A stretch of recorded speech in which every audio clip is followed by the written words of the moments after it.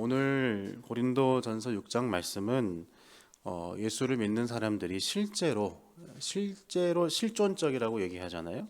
어떻게 이 몸을 가지고 사는 것인가를 말하고 있는 것입니다. 오늘은 몸에 대한 이야기를 말씀을 하고 있습니다. 먼저 우리에게는 무엇이든 할 수 있는 자유가 있습니다. 12절 말씀을 읽어보겠습니다.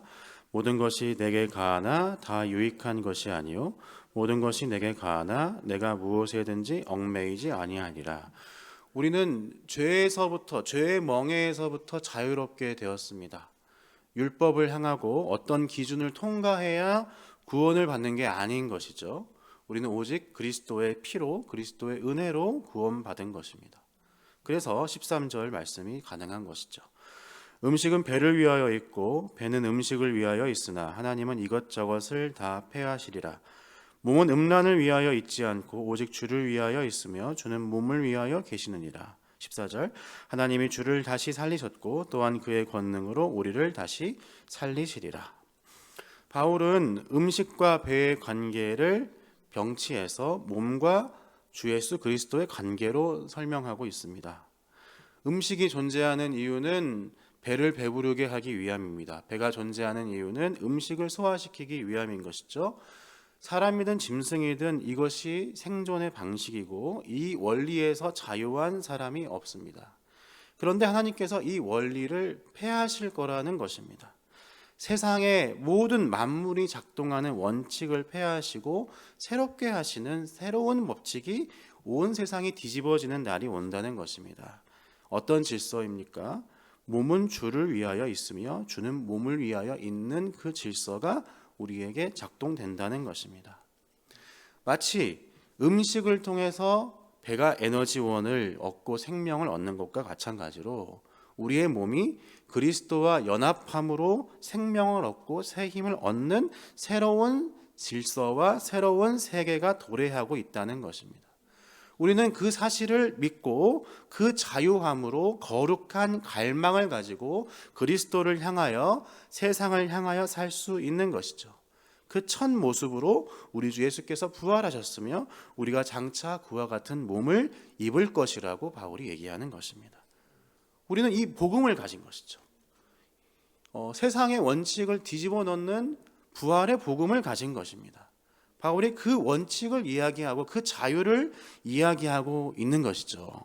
그런데 그 놀라운 복음을 경험한 예수를 믿는 신자가 우리에게 선물 받은 그 자유를 잘못 사용하고 있는 모습을 오늘 본문에서 바울은 강하게 지적하고 있는 것이죠. 15절 제가 읽어보겠습니다. 너희 몸이 그리스도의 지체인 줄을 알지 못하느냐? 내가 그리스도의 지체를 가지고 창녀의 지체를 만들겠느냐? 결코 그럴 수 없느니라. 창녀 합하는 자는 그와 한 몸인 줄을 알지 못하느냐? 일러스되 둘이 한 육체가 된다 하셨나니 주와 합하던 자는 한 영이니라. 여기서 말하는 음행은 어떤 성적인 죄라는 그 한 가지 죄만을 가지고서 바울이 지적하고 있다고 보기 어렵습니다. 이 음란은 죄의 대표자로서 묘사되는 것이죠. 우리가 행하는 일에 어떤 그 상징적인 의미로서 등장하는 것입니다. 참된 믿음이란 확실한 지식과 그 지식에 대한 굳건한 신뢰가 있는 것입니다. 이 참된 믿음은 반드시 삶에서 나타나기 마련인 것이죠. 삶에서 나타난다는 말이 무슨 말입니까? 우리 몸이 그렇게 움직인다는 것입니다. 우리의 몸이 실제로 나의 몸의 행동들이 변화되어진다는 것입니다. 머릿속에서는, 개념 속에서는 부활의 기쁨과 승리와 천국의 소망을 품고 살 수 있습니다. 예배 시간에는, 설교 시간에는, 성경을 묵상하는 시간에는 부활의 기쁨으로 충만해질 수 있습니다. 나의 남편 되신 그리스도를 바라보며 그분과의 영원한 언약을 기뻐할 수 있습니다. 그런데 실제로 그 몸의 움직임에 있어서는, 실제로 그 삶의 모습에 있어서는 지금 본문이 이야기하고 있는 것 같은 창녀와 합하는, 복음을 전혀 모르는 자의 삶과 다를 바가 없는, 오히려 그 모습보다 못한 상태에 있다는 것입니다. 바울은 그것은 거짓말이다 이렇게 얘기하는 것입니다. 우리의 삶의 현장에서 습관적인 거짓말과 죄악과의 타협과 부정한 것들을, 나의 손해를 보기 싫기에 묵인하는 것들, 알면서도 모른 척 빠져나가는 그 모든 실제적인 우리의 몸의 행동들은 그리스도와 합한 자의 모습이 아니라 창기와 음행을 행하는 현장과 같다고 바울은 이야기하는 것입니다. 성도의 삶은 그런 것이 아니라는 것입니다. 우리는 이 몸을 가지고서 실제로 나의 삶의 현장에서 어떻게 복음을 가진 자로서 그리스도인으로서 살아야 하는지를 연습해야 되는 것이고, 그 일을 위해서 성도들끼리 머리를 맞대고 열심히 지혜를 모아야 하는 것입니다. 그 일을 위해서 우리는 싸우고 실패하고 서로를 위로하고 서로를 독려해야 하는 것이죠. 바로 그 우리의 몸을 굴려대는 현장이 하나님이 나를 부르신 자리이기 때문인 것입니다. 여러분, 새벽에 기도하러 나오신 여러분, 참 귀한 발걸음을 하셨습니다. 여러분의 몸을 이끌고 이 자리에 나오셨습니다. 그렇지만 좀 극단적인 예를 들어서 새벽에 나와서 기도하고 직장에 가서 삶의 현장에서 하루 종일 비몽사몽으로 자고 있으면 그것은 이 자유를 잘못 사용하는 것이죠. 오히려 그럴 바에는 새벽에 당당하게 자고 나의 삶을 그리스도인답게 살아야 되는 것이죠. 우리는 자꾸만 어떤 신령한 것과 신령하지 않는 것을 나누려고 합니다. 그 자리를 나누려고 하는 것입니다. 교회에 나와서 기도하는 것은, 성경 보는 것은 신령한 것이고, 직장에서 일하는 것은, 집안에서 빨래하고 청소하는 것은 신령한 것이 아니라고 생각하는 것입니다. 그렇지 않습니다. 복음은 내 몸이 가는 그 현장이 바로 신령한 곳이라고 얘기하는 것이죠. 내 몸이 가는 곳마다 그리스도께서 드러나는 곳이라고 얘기하는 것입니다. 19절이 바로 그 말씀을 잘 얘기하고 있습니다. 너희 몸은 너희가 하나님께로부터 받은 바 너희 가운데 계신 성령의 전인 줄을 알지 못하느냐. 너희는 너희 자신의 것이 아니라. 성경이 증언하고 있는 것이죠. 우리의 몸은 어떤 개념이나 어떤 지식이나 정신이 아니라 성령께서 함께 하시는 전인 것입니다. 그러므로 우리의 실제적 삶이, 내 몸이 가는 그 현장이 성령께서 일하시는 현장이 되는 것이죠. 이 사실을 잃어버리면 우리는 이분법이 되어버립니다. 우리의 신앙 고백과 우리의 예배와 우리의 말씀, 그리고 나의 삶이 분리되는 것이죠. 우리의 구주이신 예수님은 단 한 번도 관념주의로 계신 적이 없으셨습니다.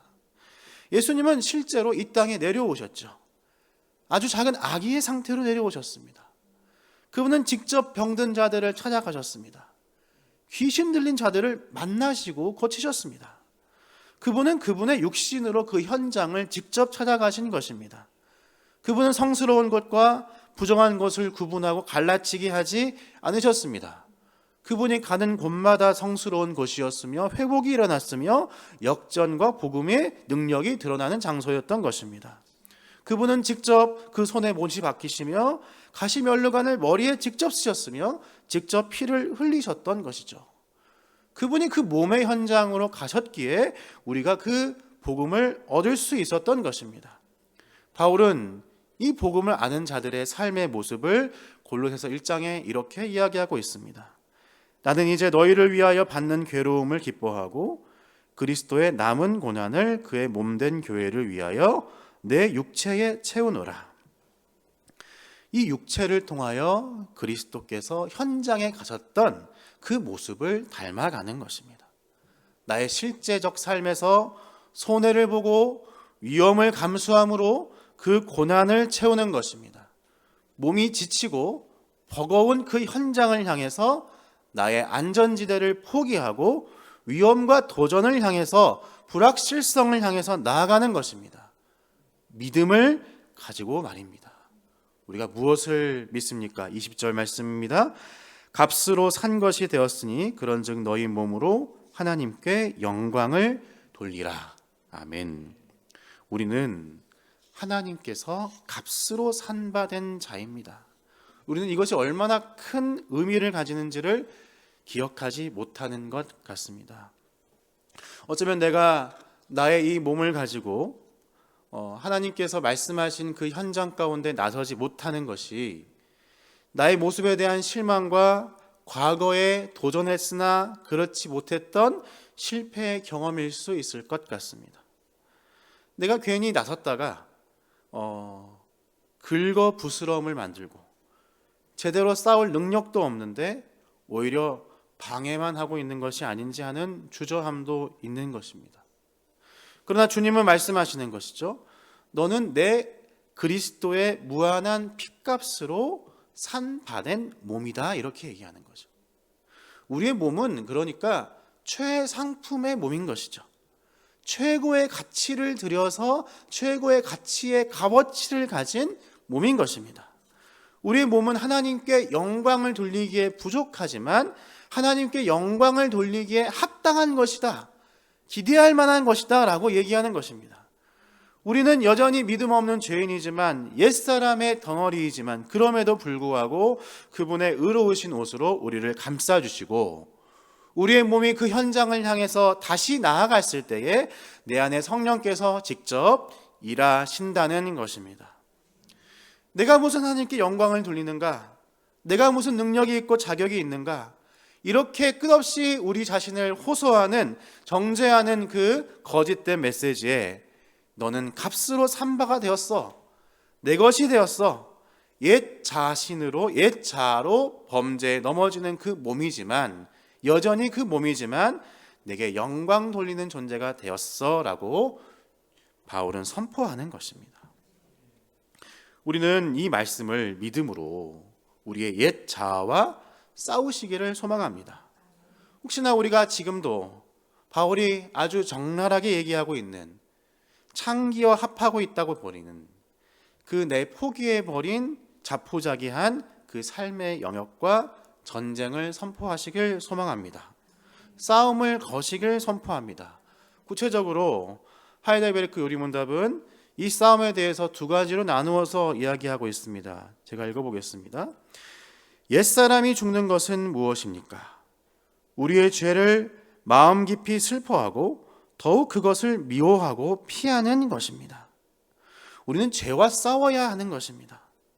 온몸으로 나의 죄와 몸부림을 치며 싸워야 하는 것입니다. 계속해서 반복해서 넘어지는 그 죄악과 대결을 신청해야 하는 것입니다. 그때에 내 안에 누가 계신지, 내 안에 역사하시는 분이 누군지를 비로소 깨닫는 것이죠. 내가 넘어지고 반복돼서 전혀 이길 수 없는 그 현장에서 내가 싸움을 신청하고 믿음으로 나아가니까 내가 죄와 싸워 이길 수 있구나, 내가 변할 수 있구나, 내가 그 늪을 벗어날 수 있구나, 내게 신비한 승리가 일어나는구나, 그것을 경험할 수 있다는 것이죠. 새 사람으로 거듭나는 것은 무엇입니까? 그리스도를 통하여 온 마음으로 하나님을 기뻐하고 하나님의 뜻을 따라서 모든 종류의 선을 행하는 삶을 사랑하고 기뻐하는 것입니다. 우리는 더욱 적극적으로 우리의 죄와 싸울 뿐만이 아니라 하나님께 영광 올려드리는 존재로 살아가는 것입니다. 우리의 존재는 변했습니다. 이제 새 사람의 삶을 갈망하는 존재가 되었으며 우리의 육체를 가지고 실제로 나아갔을 때에 하나님께서 일하시는 선한 삶을 살게 하시는 존재가 된 것입니다. 여러분, 오늘 하루 하나님께서 우리에게 무거운 주제를, 어쩌면 무거운 주제를 말씀하고 계시는 것 같습니다. 부담스럽고 어쩌면 피하고 싶은 말씀을 주고 있는 것일 수 있습니다. 그러나 여러분, 하나님께서 행하실 일을 기대하고 신뢰하시길 소망합니다. 우리에겐 가진 것은 그 믿음인 것입니다. 한 가지 또한 도전하고 싶습니다. 오늘 저녁에 중보기도 모임이 있습니다. 오늘 저녁에 오늘 말씀을 가지고 내 몸을 어떻게 하나님께 드리고 어떻게 죄와 싸웠으며 어떻게 선한 행실을 위하여 내 몸의 현장을 향해 찾아갔는지를 들고 와 보시기를 소망합니다. 그리고 함께 기도해 보면 좋겠습니다. 실패를 했건 승리를 했건 상관이 없습니다. 실패하면 와서 울고 서로 위로하고 다시 힘을 얻으면 되고, 승리를 했으면 그 승리하게 하신 성령 하나님을 찬양하면 됩니다. 우리 함께 옛 자아를 죽이고 새 사랑을 행함으로 우리의 몸을 주 앞에 저 복종시키는 귀한 기쁨 누리시길 주님의 이름으로 축복드립니다. 기도하겠습니다.